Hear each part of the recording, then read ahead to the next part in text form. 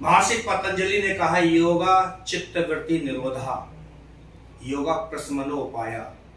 इसका पूरा फायदा डॉक्टर शशि राठी जी ले रही हैं और आज हमने इनसे खास बातचीत की है।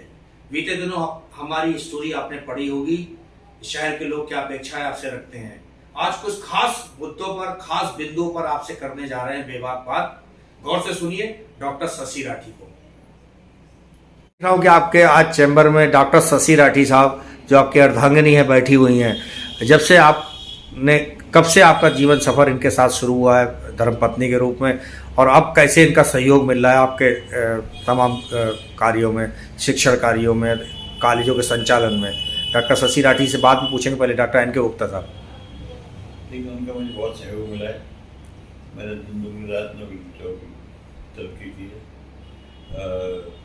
मेरा बिजनेस भी काफ़ी बड़ा है और जितनी खुशी मुझे मिली है उनको पा कर के, अगर मैं शादी न करता तो इससे जो है वो उतनी खुशी न मिलती। हर काम में मेरे सहयोग देती है और हर तरह से मेरी हेल्प करती है।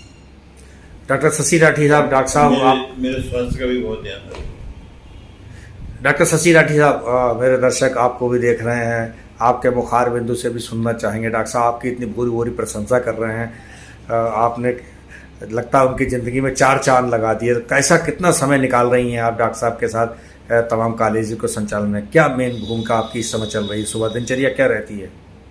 गंभीर भाई, मैं सब कुछ ये पूर्व निर्धारित मानती हूँ और मैं जीवन में ये मानती हूँ कि ये आकस्मिक कुछ भी नहीं होता और सब कुछ हमारी लाइफ में लिखा हुआ है, निश्चित है, पूर्व निश्चित है। और शायद इसी के तहत मेरा डॉक्टर एन के गुप्ता से 2008 में विवाह हुआ और विवाह की आज ऐसी कि मुझे बचपन से चलने और दौड़ने की आदत है। मैं इनके साथ भी दौड़ी, इनके कदम के साथ मैंने अपना कदम बढ़ाने की चेष्टा की और समाज को मेरी कोशिश है कि अंतिम क्षण तक मैं इसी प्रकार दौड़ती रहूँ। कुछ देखिए क्या क्या देख रही हैं आजकल? कॉलेज देख रही हैं, फैजुल्लापुर वाला, और भी कुछ देख रही हैं? जो कुछ आवश्यक परिवार के स्तर पर, समाज के स्तर पर और समाज के व्यवसाय के स्तर पर आवश्यक होता है, मैं वहाँ मौजूद रहती हूँ और उसे देखने का प्रयास करती हूँ, अपने बौद्धिक स्तर पर, अपने आत्मिक स्तर पर और भावनात्मक स्तर पर। शहरवासी आपको भावी महापौर के रूप में भी देखने लगे हैं, क्या आपको जानकारी है? देखिए, जनता किस प्रकार से अनुमान लगाती है वह स्वतंत्र है, लेकिन अगर मैं, अभी तक ऐसा कोई निश्चय नहीं हुआ है, लेकिन परिवार की धारणा और परिवार का विचार भी यही है कि हर समय समाज के लिए कुछ करने के लिए तत्पर रहना चाहिए। देखिए, जनता किस प्रकार से अनुमान लगाती है वह स्वतंत्र है, लेकिन अगर मैं, अभी तक ऐसा कोई निश्चय नहीं हुआ है, लेकिन परिवार की धारणा और परिवार का विचार भी यही है कि हर समय समाज के लिए कुछ करने के लिए तत्पर रहना चाहिए और यदि कोई मुझे अवसर भविष्य में प्राप्त होता है तो मैं हर दिशा में मौजूद रहती हूँ और मौजूद रहूँगी। Thank you. और कुछ कहना चाहेंगी? हाँ, अवश्य मैं कहना चाहूँगी कि मेरा मानना ये है कि एक इंसान जब बनता है तो वो अपने आप से नहीं बन जाता है। उसको बनाने में उसका परिवार सर्वप्रथम और समाज, राष्ट्र सभी होते हैं। मेरा परिवार भी मेरे साथ है। मेरा पुत्र डॉक्टर निशांत गुप्ता पूरी तरह से कहना चाहिए, मैं कहती हूँ कि मेरी वेवलेंथ मेरे बेटे के साथ बहुत मिलती है और वो भी उसी प्रकार अपने पिता की जो वट वृक्ष लगाया है उसको पूर्ण रूपेण आगे बढ़ा रहा है, दौड़ रहा है। और जैसा कि मेरा मानना है कि जीवन में एक इंसान को अरबी घोड़े की तरह दौड़ना चाहिए, मेरा बेटा भी उसी प्रकार एक सत्पुरुष की तरह से वो आगे कदम बढ़ा रहा है और ये देखकर सब खुशी होती है। और आगे भी मेरे जीवन का एक भी निर्धारण, जैसा कि 2008 में आपने देखा होगा कि मेरे डॉक्टर N.K. गुप्ता से विवाह हुआ। ये विवाह में मेरे परिवार का पूरे का निर्णय था और ख़ास तौर से डॉक्टर निशांत और उसकी पत्नी डॉक्टर शालिनी का निर्णय बहुत बड़ा था इसमें। आपका मायका कहाँ है, थोड़ा और जानना चाहेंगे मेरे शहरवासी। गंभीर भाई, मेरा मायका अलीगढ़ में है, उत्तर प्रदेश अलीगढ़ में, और धर्म समाज कॉलेज अलीगढ़ से मेरी एजुकेशन हुई है। और वहीं पर मैं एक साधारण से परिवार में जन्मी और पली हुई। और मेरे जो पिता श्री जयप्रकाश राठी जी, स्वर्गीय श्री जयप्रकाश राठी जी, एक खास तौर से स्वतंत्रता संग्राम के बहुत बड़े एक नायक की भूमिका में रहे हैं। और जैसा कि मैंने जाना, मेरा जन्म तो अवश्य हो चुका होगा और मैं बहुत छोटी रही होंगी, लेकिन मुझे कुछ स्मरण नहीं है। मुझे ये पता चला है कि घर में माता के द्वारा कि घर में रेड पड़ती थी और पिता मेरे अंडरग्राउंड रहते थे लंबे लंबे समय तक। और 2-3 बार ऐसा सब कुछ हुआ है जो पृथ्वीगत वो हो जाते थे, भूमिगत हो जाते थे। ये सब मैंने जाना है। और मेरी माता एक बहुत ही धार्मिक विचारों की महिला थी और हमारे परिवार में सिर्फ ये था कि एक लगन थी कि हम सिर्फ पढ़ें और अपने जीवन में कुछ बन पाए। एक ये जरूर है कि परिवार में सभी संघर्षशील परिवार था, क्योंकि पिता मेरे उसमें रहे, राजनीतिक उसमें रहे, लेकिन ये और भी है कि ऐसी कोई भी निश्चित भूमिका उन्होंने और कभी नाम पाने की चेष्टा नहीं की। सहज भाव से वो करते थे। बिजनेस था, वो उस चक्कर में सारा समाप्त हुआ और बाद में एक साधारण सी सर्विस ट्राइबल डॉग्स में रहकर उन्होंने बच्चों को पाला। लेकिन हम 4 बहन भाई थे और हम चारों बहन भाई ने अपने आप से भी अर्न करने की कोशिश की।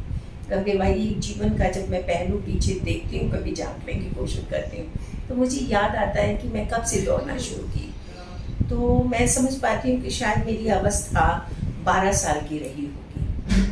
और क्योंकि हिंदी स्कूल में मेरी एजुकेशन हुई है, चुंगी के स्कूल में मैं बताऊँ प्राइमरी एजुकेशन, और उसके बाद एक माहेश्वरी इंटर कॉलेज था, वहाँ से एजुकेशन हुई। मैं 8th में पढ़ती थी और 6th क्लास की ट्यूशन करती थी। शायद ऐसा जानकर आपको आश्चर्य होगा। मुझे भी आज मैं सोचती हूँ जीवन के उस पुराने पहलू को कि ये सब मैं कैसे कर पाई, लेकिन सहज भाव में हो गया। और वो भी शायद खेलते खेलते, कभी ऐसा महसूस नहीं हुआ कि मुझे कभी भार लगा हो। और वहाँ से मैंने जो दौड़ने की कोशिश की तो शायद अभी बैठी नहीं। बरेली कैसे पहुंच गए? बरेली से नाता कैसे जुड़ा आपका? बरेली से नाता, शायद बरेली से हमारा कोई रिलेशन नहीं था और मैं जानती भी नहीं थी बरेली को। मेरा परिवार ने कभी बरेली का जिक्र नहीं किया था। मुझे पता चला कि बरेली में वैकेंसी निकली है। उस समय जब बरेली मुझे बताया गया था तो मेरे पास UGC का यूनिवर्सिटी ग्रांट कमीशन का JRF था, जूनियर रिसर्च फेलोशिप मेरे पास थी। और किसी ने मुझे बताया कि वैकेंसी है, तो मैंने फॉर्म मंगाया और अप्लाई कर दिया। अप्लाई किया, उसके बाद मैं इंटरव्यू देने आ गई, साक्षात्कार दिया और आराम से साक्षात्कार दिया, क्योंकि मन में ये नहीं था कि शायद जॉब मिलेगा। और मैं जब यहाँ पहुँच गई तो अचानक यहाँ पे आ गया कि मेरा सिलेक्शन हो गया है और मुझे ज्वाइन करना है। तो मैं ज्वाइन करने आ गई। ये भी मैं अपना एक प्रारब्ध मानती हूँ और ईश्वर द्वारा निर्धारित मानती हूँ कि मुझे यहाँ पर जॉब मिला। और मैंने वही उसी शिद्दत और निष्ठा के साथ अपने कर्तव्य पथ पर मैं चलती रही। और कौन से सन की बात है ये? कौन से सन 77 में साहू राम स्वरूप महिला महाविद्यालय, जो सन 77 में साहू गोपीनाथ था, ड्राइंग पेंटिंग डिपार्टमेंट। हाँ जी, मैं उस डिपार्टमेंट में रहा। प्रिंसिपल कब बनी थी? 2011 में मुझे मैंने ये पोस्ट संभाली और 2016 10 नवंबर 2016 में मैंने अपना जॉब छोड़ दिया था। यद्यपि मैं जून तक कार्य कर सकती थी, लेकिन मैंने जो मेरी आयु पूर्ण हो रही थी 62 साल की, मैंने उसी समय जॉब छोड़ दिया था। आदिवर्षिता आयु में कार्य करना स्वीकार मैंने नहीं किया। और कुछ कहना चाहेंगे? हमारे माध्यम से दर्शक हमारे देख रहे हैं, सुन रहे हैं, उनको मैसेज। गंभीर भाई, मैं एक चीज़ और मैं जोड़ना चाहूँगी कि मैं आर्ट ऑफ लिविंग की फॉलोअर हूँ, श्री रविशंकर जी की। और सुदर्शन क्रिया रोज मैं करती हूँ। पिछले लगभग 25 साल में कह सकती हूँ कि मैं चल रही हूँ और डेली मैं सुदर्शन क्रिया करती हूँ। मैं ये मानती हूँ कि जो क्योंकि चिकित्सा के प्रति समर्पित मेरा पूरा परिवार है कि बीमारियाँ कम से कम हों, कोशिश ही की जाए बीमारियाँ कम से कम हों। और उसके लिए आवश्यक ये है कि मन और चित्त को शांत रखा जाए, क्योंकि मेरा मानना है कि सबसे पहले जो बीमारी है वो मस्तिष्क के स्तर पर आती है और उसके बाद वो शरीर पर आती है। मनोदैहिक है बीमारियाँ, जी हाँ। मन से शुरू होकर देह पर आती है। हाँ जी, तो अनकॉन्शियस जो हमारा है अचेतन मन, उस अचेतन मन को हम समय समय पर साफ करते रहें। और वो कैसे करें, वो भारतीय योग पद्धति ही उसके लिए एक बहुत ही कहना चाहिए कि स्ट्रॉन्ग पॉइंट है। ये हमारे जो पतंजलि सुश्रुत जो कह रहे हैं उसके अनुसार हम चलें। और मेरा मानना एक और है कि यद्यपि 21वीं शताब्दी में 22वीं कहना चाहिए 2100 समथिंग हम चल रहे हैं, 2122 में 2022 में 21वीं शताब्दी में हम चल रहे हैं। और 21वीं शताब्दी तकनीकी युग है, बल्कि तकनीकी विस्फोट का युग है, तो हम इससे नहीं हट सकते।